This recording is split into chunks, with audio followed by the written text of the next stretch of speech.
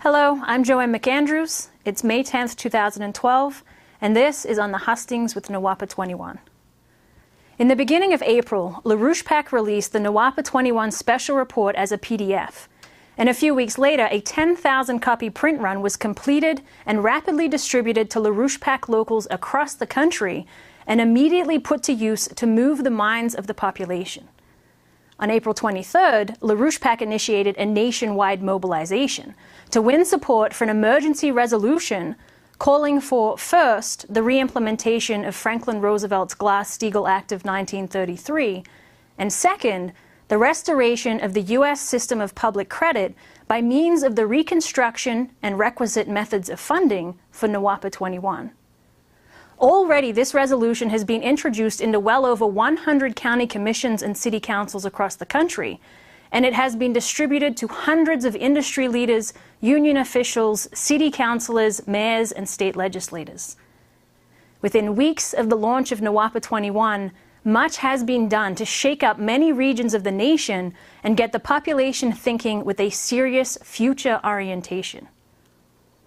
Beyond the states where LaRouche PAC has a strong historical presence, flying squads of LaRouche PAC volunteers are touring regions of the country which will play a major role in the building of NAWAPA 21. Volunteers are currently touring in Alaska, Idaho, South Dakota, North Dakota, and Montana. And the response from the population has been excellent. While I cannot capture everything that is currently being undertaken to force NAWAPA 21 into existence, I will give you some of the broad brushstrokes. Let's start by looking at the trouble being caused in South Dakota. Here's a clip from a report LaRouche PAC TV received from Mark Fairchild, who is on the ground there. Well, we have gotten the resolution in support of NAWAPA and Glass-Steagall to every one of the 66 counties in the state of South Dakota. They have meetings generally on the first and third Tuesdays of the month. So this is an agenda item, was an agenda item May 1st on most of the counties in the state. Now, we spoke at 16 of those counties in person.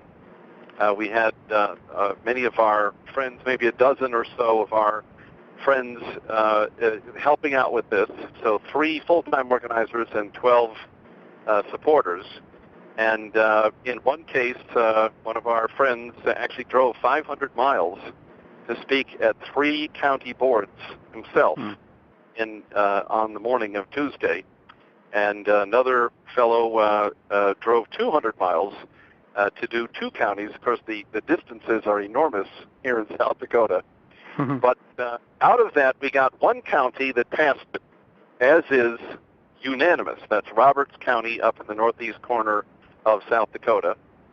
We have 2 other counties who have agreed to pass a resolution in support of NAWAPA and Glass-Steagall, although they said they wanted to change the wording to their own wording of some kind, but it would be in support of NAWAPA and Glass-Steagall. And then the other ones that we spoke at, 13 other county boards that we spoke at on Tuesday, said that they wanted more time to study it. Our activity in the state has stirred up quite a lot of discussion, and several reports have appeared in the local media. First, Rapid City Journal published an article titled "LaRouche on the Pennington County Agenda," and provides a PDF of the material left with the County Commission for consideration at their next meeting. Then the Daily Republic published a letter to the editor by LaRouche PAC activist Ron Wazorek. Activists in South Dakota will be following up on and addressing the upcoming city council meetings, while our flying squad has moved into North Dakota. Now for Alaska. 2 volunteers arrived in Alaska just over a week and a half ago, and already they have done much to turn the state on its head. They have reported that it's difficult to imagine just how undeveloped the state is until you go there. They have found that the desire of the population for any kind of development is immense. The canceling of the Keystone Pipeline has been a big disappointment for Alaskans, so the concept of NAWAPA 21 and the Bering Strait Tunnel development gets them very excited. What we're finding here is that people are really ready to get rid of Obama on the one hand, and on the other hand, they are wanting to know about NAWAPA. We have signs up that say, impeach Obama, let's build NAWAPA. And they say, what is NAWAPA? So that's the North American Water and Power Alliance. And so they get totally excited when they hear about that. People will come over, they will say, what is this NAWAPA? And we explain it to them, and they say, yeah, they're totally for it. They're like, yeah, let's do that, let's build that, and then we show them where it goes. The idea of building the infrastructure and just developing the area, people love that idea. They really like it. Well, you know, take, for example, North Pole, Alaska. Wow. Where Santa Claus is from, okay? And we went there, we were there yesterday, and we campaigned all day, and they're going to have a meeting on Monday night, and we talked to all of the city people and the borough people and just the people, and said, go to the meeting and make sure it happens. And today we were in Healy, which is a really, really very isolated place, and coal mine mountain area, and one of the people there who's a supporter went to the mayor, and they're going to put it on their agenda to support the NAWAPA idea. So this is what's happening. You know, it's wide open anywhere we go. As soon as we can get there and talk to people about it, they're open to do it. Well, we've been here for a week. We're going to be here for another 3 weeks. And what do we hope to accomplish? Take over the state. How's that? I think that Take over the state for LaRouche. Yeah, that works for me. Literature packets on NAWAPA 21 and the LaRouche PAC emergency resolution have been delivered to the borough headquarters of Denali, Fairbanks North Star, and Matanuska-Susitna, and to the city councils of Palmer, Wasilla, and North Pole. At each town they go to, the team is finding out when the city and borough meetings are taking place, and they are organizing the people they meet to take the LaRouche PAC emergency resolution and introduce it at the next meeting. People are also committing to contact any local officials they know personally. Since the beginning of the month, we have also had 2 volunteers touring in Idaho, and they are now being joined by another 2 volunteers who have driven out from Seattle, Washington. While these squads are traveling, people in our regional offices are making phone calls to set up as many meetings as possible while our volunteers are in town. Meetings with county commissioners, mayors, union leaders, the heads of farm bureaus, anyone that NAWAPA 21 would affect. Besides meeting with individual commissioners, we are also arranging to make public addresses at the regular county commissioner meetings. Numerous meetings have already taken place, and usually start with a showing of the 15-minute NAWAPA animated overview, and then move into a discussion that steps people through how the project will be funded through the reinstatement of the American system of credit. In one meeting, a commissioner jumped in saying, "Aha, you're talking about the concept used by former presidents to build the infrastructure of the nation." In another meeting, the individual, already thinking from the standpoint of actually building the project, reported that federal regulations have killed the timber industry in Idaho and that there are only 3 sawmills left. He wanted to know where the timber would come from for building the base camps needed in the state. Would we be importing the raw materials from other states, or will we lift these regulations and restore the industries? This led to a very good discussion on destroying environmentalism. In Washington state, LaRouche PAC endorsed candidates Dave Christie and Bill Roberts have just completed the first week of a 2-week NAWAPA 21 organizing tour. My name is Dave Christie. I'm running for U.S. Congress in the 9th Congressional District. I'm running as part of a national slate of LaRouche Democrats. And the resolution that we are proposing around the nation, which I would ask you all to entertain, is essentially 3 prongs. The first step is a return to Glass-Steagall, Franklin Roosevelt's 1933 Banking Act, which would separate the legitimate commercial banking activities away from the speculative rot on Wall Street.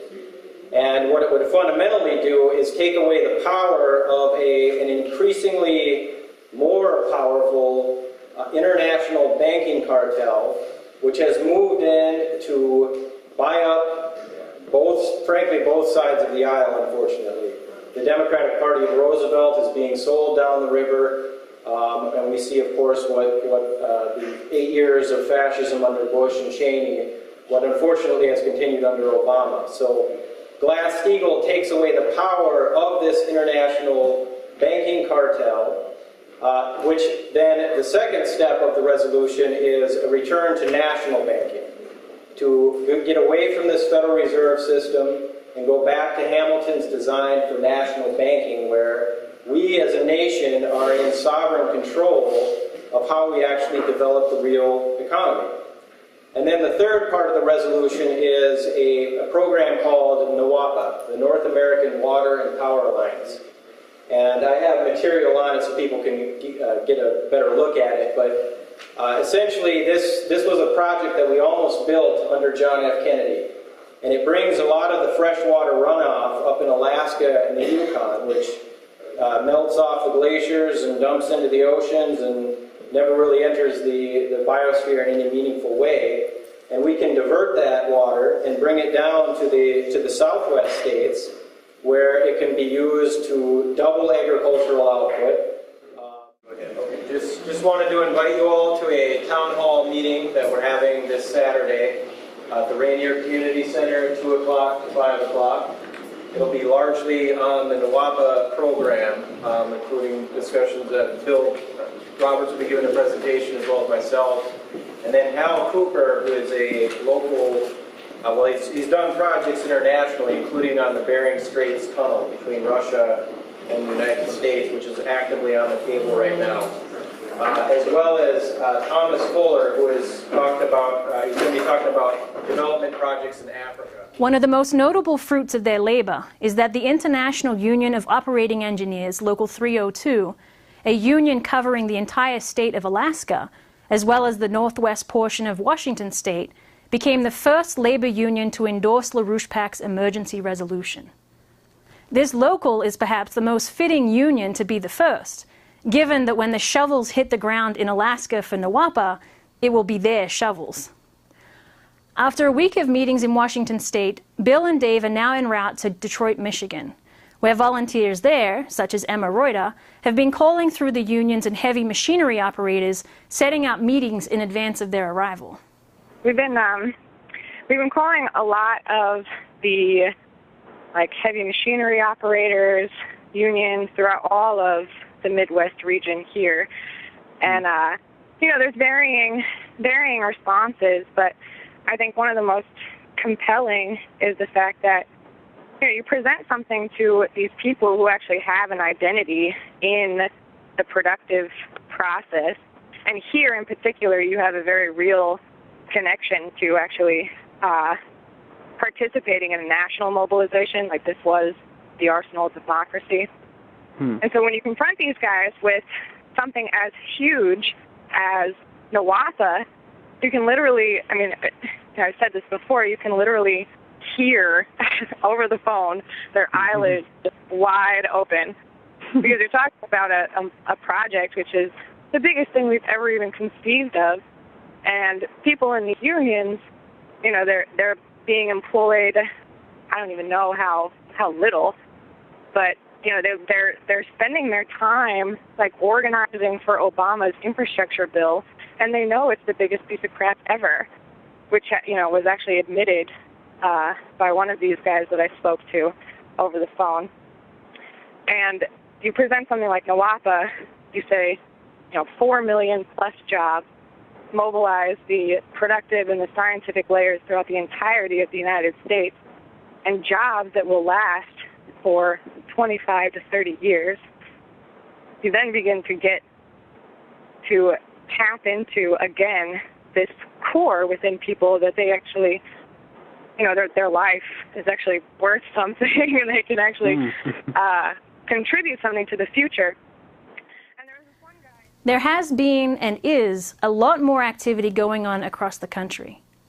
In late April, volunteers went on a 3-day tour of the lower Colorado River Basin, organizing in Blythe, California, and in Quartzsite, Lake Havasu City, and Kingman in Arizona. Earlier this week, we had a crew travel to Austin, Texas for meetings in the state capitol.